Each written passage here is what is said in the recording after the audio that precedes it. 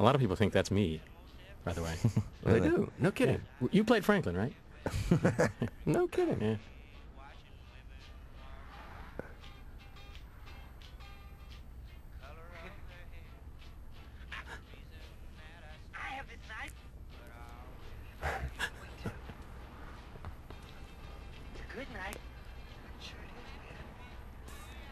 Well, I'm kind of watching the movie now. So I apologize, but kind of, this. I don't know. How long did we stay out in this van and shoot? Was it a day or 2 days, or did we pick it up in pieces, or? I don't know. Gunnar, you may know better. You probably, since you weren't involved with these scenes, you might have been getting status reports on us. We were just in the thick of it. I'm sure it was about 2 days at least. Yeah. I don't know. I mean, I know that you guys were about 2 weeks and all before I came in. Uh-huh. And so I wasn't sure. It's interesting watching them all together because I was around for some of the early scenes shooting when I was not going to be on camera, but I just wanted to come out and get a feel for it. So I was around for some of that. One of the things I noticed was that all of the victims called each other by their character names when they were together.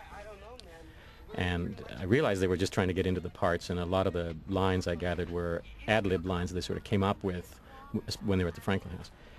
But one of the results of that was that nobody would talk to me. Because if they were all going to be the people they were as characters, then they didn't want to know the guy who was going to kill them. So during the filming, none of them would talk to me or be anywhere near me until they were dead. So, in fact, most of the filming, Ed Neal was the only person who would talk to me. That's an interesting perspective. That and of course the other reason was I smelled so bad. We may want to talk about that when the dinner scene comes up, but I had only one costume and the shirt had been dyed, so I gathered that nobody wanted to get it clean because they were afraid either of losing it or have the color changed. So I wore the same clothes 12 to 16 hours a day for 7 days a week for 4 weeks. Oh, that's right. I know toward the end people didn't want me to eat with them. I remember that edict because it was Marilyn Burns lost her costume.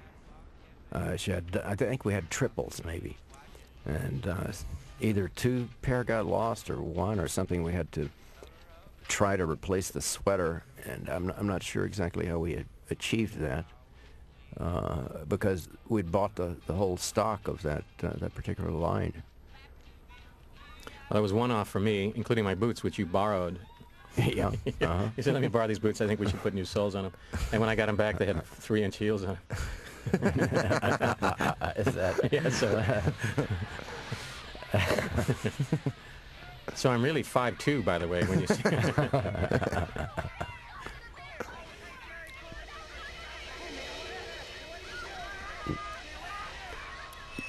This is where my heart started racing during the first time I saw the whole movie, and it didn't stop until the end. I mean, I just was panicked for the rest of the movie. And working on the screenplay, it was Kim Hinkle and I would. Kim would come over to my house, and I would sit in my little office, and then Kim and I would talk, and he would go into the kitchen where the typewriter was, and he would bang out pages and come back, and we'd talk and talk more, and he'd go bang pages out, and so forth. And we knew when it was funny to us, we knew it was right, and there's dark humor in this. I mean, this maybe seems so obvious, not silly to say, but the first 8 years after the first release of Chainsaw, people did not see the humor. But there is this you know, I think you can well, see except it for now. my Keystone Cops stuff. We got to bring something up, which is a question I get asked all the time.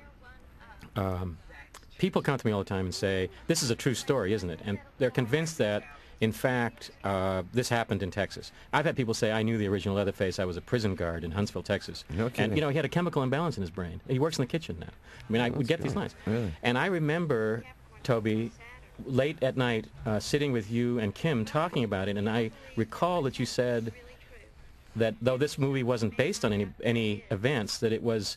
You wanted to make it a film about a whole family of Ed Geins. Is that, do I remember that right? Yeah, that's roughly correct, because I had relatives that lived in Wisconsin, not that many miles from Ed Gein's house. And when I was a child, they would tell me these stories about human skin lampshades and furniture upholstery but I didn't know the name. I didn't know Ed Gein.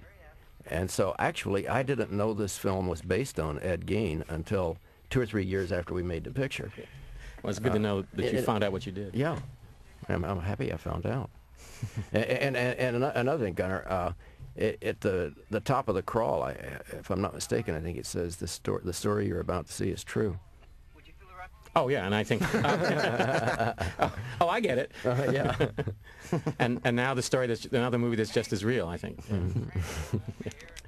But what's also interesting about that is people who take that to mean that it actually happened, they also don't read the rest of the crawl, because it says this happened the summer of 1973. Well, that's the summer we filmed it. Mm-hmm. So you'd think that if they were that literal-minded, they'd figure that out. Now, I happened to be here for this scene. This was one of the days I drove out to watch. And I thought this guy doing the windows was wonderful. He was a friend of Marilyn. Yeah, he was, yes. Robert Corton. He did a very good job with this. Good guy.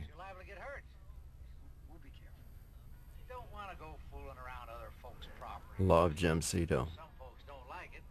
I used Jim Cito in an Amazing Stories I did. And it was really fun. Well, the one thing I noticed about him was he was probably the only actor in the movie who could look benign and then become extremely evil without any makeup. Mm-hmm. Yeah, he has a running conflict. You see, an inner conflict. This character does. He's not altogether sure where the moral line is drawn, and the dinner scene at the end of the film, the finale, he's kind of splitting the difference between worrying about what old Grandpa is thinking, even forgetting that Grandpa's on the same track as the other guys, but he flip-flops his personality around. There's also evidently some ambiguity about whether he is the brother of the other two or the father. Mm-hmm, yeah, there is. He was meant to be the brother. You think this place has room service? Frankly, you maniac, tearing up the fan. This always gets a laugh. Yeah, I just started doing that. Where are these guys now? I know Alan Danziger's in Austin, has a company called Three Ring Service. Really? Yeah, he provides entertainment, stripograms to flute-playing chickens. Cool. I don't know. I think that Bill Vale is an art director. Jim is retired and living in Houston, and I guess Marilyn is back in Houston too. That's what the last I heard. Yeah. And I think Ed is still in Austin.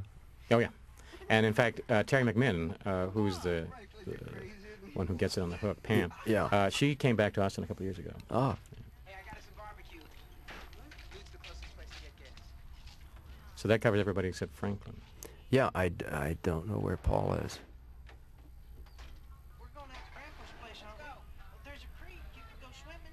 Let's go. Come on. Come on, Sally. We're going out to Grandpa's place. Let's go. What do we have, Daniel? About 40 feet of track? We did. We had, we had a really good track system, rigid with a flatbed dolly that we put on it and work off the sticks and a hi-hat. But it was a really good system for us. You didn't have a lot of track, though. I remember there's a scene in here. I think it's the one where you rolled under the swing. Mm-hmm. Didn't you have a couple of guys crawling forward and setting track in front of you?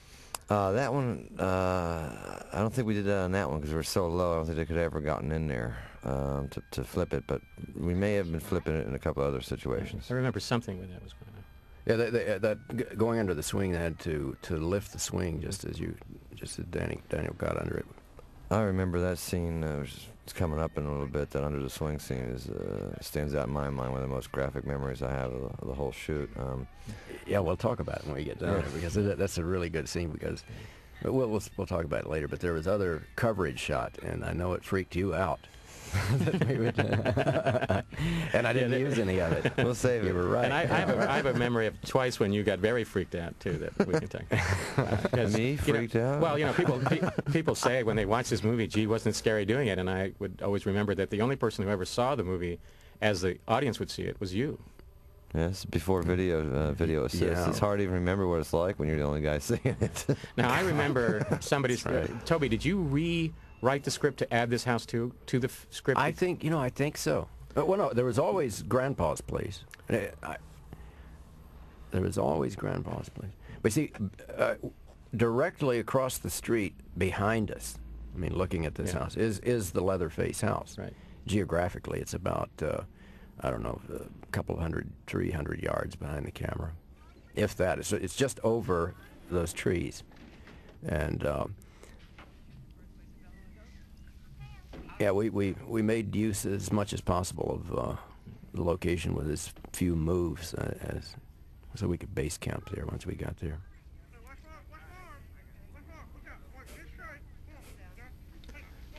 What a tiresome guy. Yeah. The other thing I really liked in this movie was all this sort of mouth juice. You know, there's all this... and him with this... Raspberry. Yeah. But he even does it with this... what do I want to call it? It's a sausage. Well, yeah, but it's also, you know...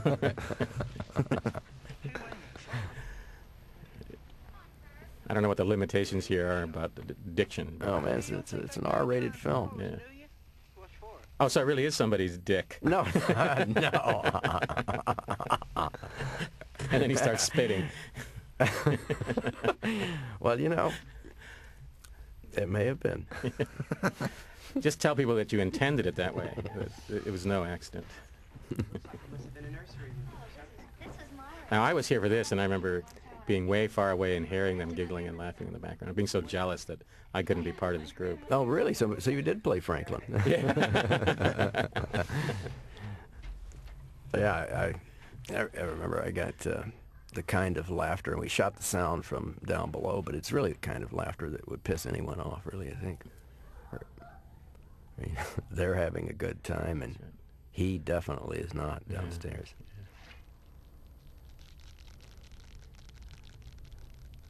What do they call it? Those are daddy long leg. Yeah, there's thousands of them. Spiders. Yeah.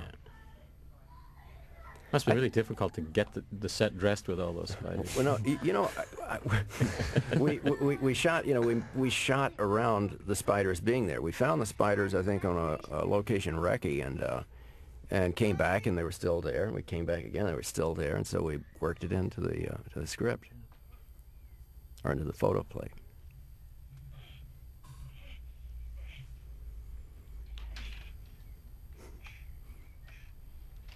It's really interesting the way things happen. I mean, the house was raised, so there wasn't a level entrance to that spot, and we had to build up scaffolding and some boards, and it made it all harder for this guy in a wheelchair to get through. But it's great. It works. Yeah, it made me feel good to see him struggle. Oh, I bet it did. I bet it did.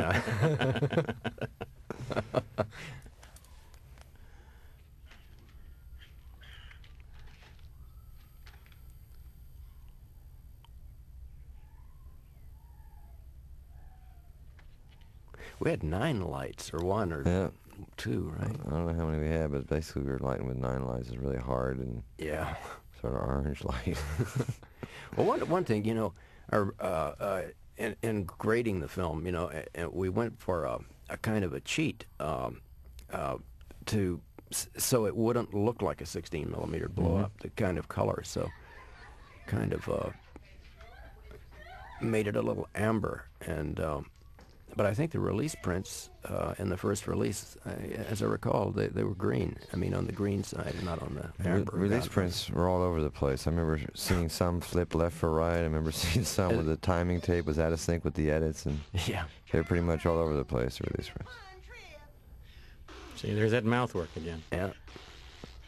Oh, I see.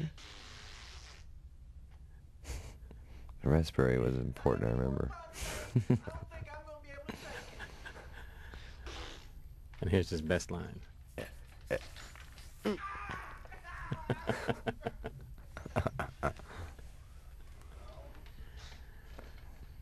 Yeah, like there he goes. Hey, man, watch out for space. Hey, Franklin. What's wrong? Didn't you say there's a swimming hole around here? Yeah. Well, Pam and